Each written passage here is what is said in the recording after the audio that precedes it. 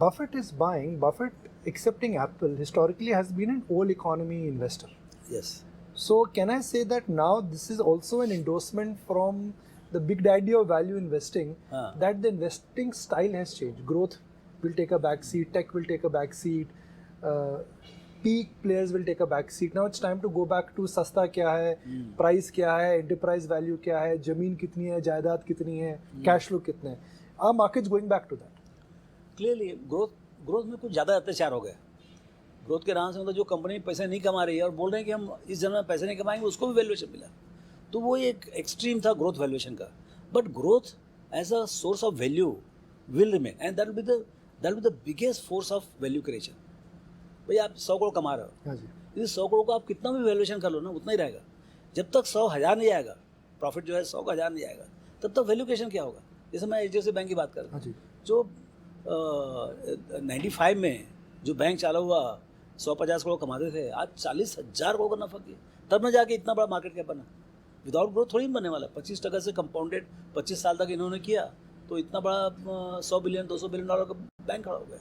तो growth is the core part of value creation and that even Buffett realises. But ये है कि कितना, how much you are paying for it. Why is HDFC Bank underperforming? Merger के पहले भी under perform कर रहा था और मर्जर के बाद तो एकदम गिर चुका है. We are talking about Berkshire Hathaway, but I mean I think it's one of the most wonderful thing which has happened in last 25 years to HDFC to have created HDFC Bank. Okay, so now it will be most formidable force, Bank plus HDFC Limited, and all the subsidiaries of insurance and whatnot they have, and $200 billion kind of thing. And this is यह देश की नाक है. आप समझो, आप global stage पे एक प्राइवेट सेक्टर बैंक खड़ा होगा, you can underwrite global deals, you can underwrite very large deals. और यहाँ से देखिए आप, system will grow at 14-15%, they will grow at may be 18-20%. तो अगले 4 साल में लाख करोड़ का नफा दिखता है आपको. बहुत में होगा तो 5 साल हो जाएगा. तो लाख करोड़ जब कमाओ तो एक मशीन बनती है. वो इज क्रिएटेड दिस. अगर आप ग्लोबली इकोनॉमी की बात करें तो interest rates are likely to move higher, and Buffett always says that interest rates are like gravity. Interest rates will go higher, valuations will come down. How will the adjustment happen? वैसे होगा, आपको earnings बढ़ते रहेगा, P multiple वहीं रहेगा, नीचे आते रहेगा. तो जो महंगे शेयर है they will not make money. अब जैसे देखिए इंडेक्स से बात करें, for example any company, index में भी 730 रुपये EPS है इस साल का, 22 का. अगले साल का मेरा एनालिस्ट चालू किया 900 से, फिर धीरे धीरे करते करते भी 860 870 तक बोल रहा है. तो ये 850 रुपये भी EPS आता है आपका 22-23 में. तो यू आर टॉकिंग अबाउट 70,000 का इंडेक्स से 20 का पी होता है करंट ईयर.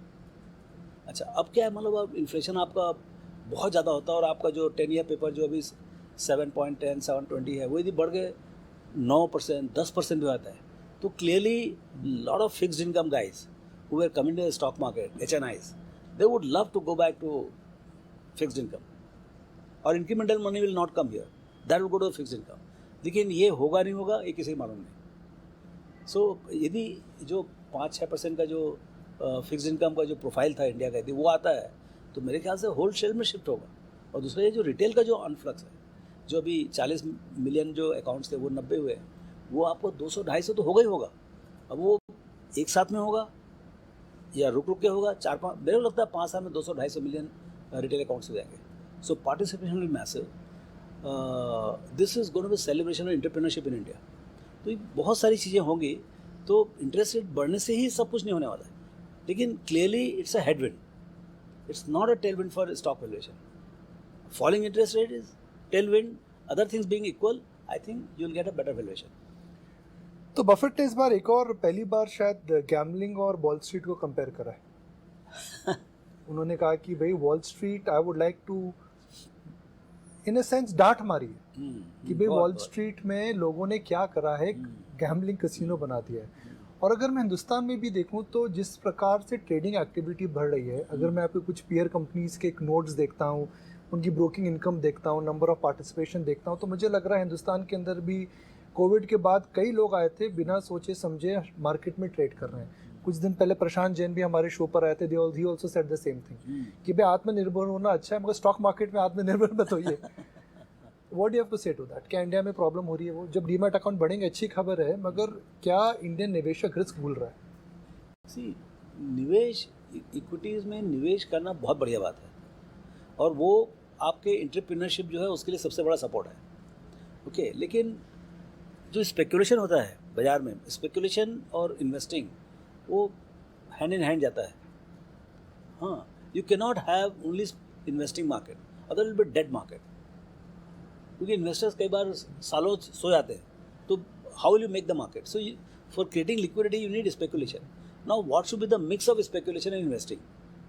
हाँ, यू वुड से कि चलो भाई 1:10 होना चाहिए। यदि 1 लाख करोड़ का मान लो सौदा हो रहा है कैश में, तो 10 लाख करोड़ का स्पेकुलेशन होना चाहिए। That should give a good enough, but that control is not there today. Your F&O volume in NSE is touching 80-90 lakhs per day. On Thursdays it is like 200 lakh crores per day, and most of the guys, they are not aware how big it has become, and it is growing even now. 200 lakh crores per day, मतलब like this is equivalent to $2.5 trillion a day on every Thursday. Basically market cap मैं दर्शकों को बता दूं, India की जो market cap है करीब $3 ट्रिलियन है, और $2-2.25 ट्रिलियन थर्सडेज को एक्सपायरी के दिन वॉल्यूम होता है। तो एक प्रकार से हो गया पूरा एक शेयर बाजार एक बार ट्रेड कर रहा है, जो कि बहुत ज़्यादा है। तो बहुत ज़्यादा है। तो वही तो जो अच्छा ये हो क्यों रहा है? Because of technology.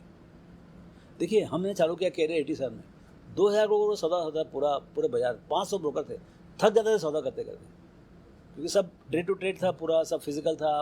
वादा निकालो, ये करो, पतावट करो, कैश में 2000 करोड़ में T+15 में सेटलमेंट नहीं होता था। अभी आपका डेली सौदा होता है करीब 70-80 लाख करोड़ का, जो भी T+1। Just imagine what is the extent of technological convenience it has come, because dematted shares and instant access on the trading. So can I, and I don't want to get this one wrong, so can I say that Ramdev Agrawal feels that market currently has rampant speculation, or you don't think like that? Indian markets, all the markets, it's not Indian. What is happening in US is happening here. It's not that we have तो got फिर तो market गिरने चाहिए। Speculation अगर ज़्यादा हो जाती है तो अक्सर कहा जाता है भाई फिर मार्केट में सतर्क रहना चाहिए, you should be careful when speculators are there. No, but it is a structural change in the market. Okay. It has nothing to do with the going up and down. Okay. Clearly, यदि बाजार नीचे आएगा तो lot of speculators will get very bad experience. They lose money. Okay. So वो होगा, लेकिन क्या है ये, it's a human nature. Speculative nature is human nature. तो ये जैसे ही थोड़ा सा करेक्शन होगा ना, तो नेक्स्ट राउंड में not 90 million, 150 million people will come. So it is going to keep expanding unless regulators or somebody changes some rules of the game. एक बड़ा बुनियादी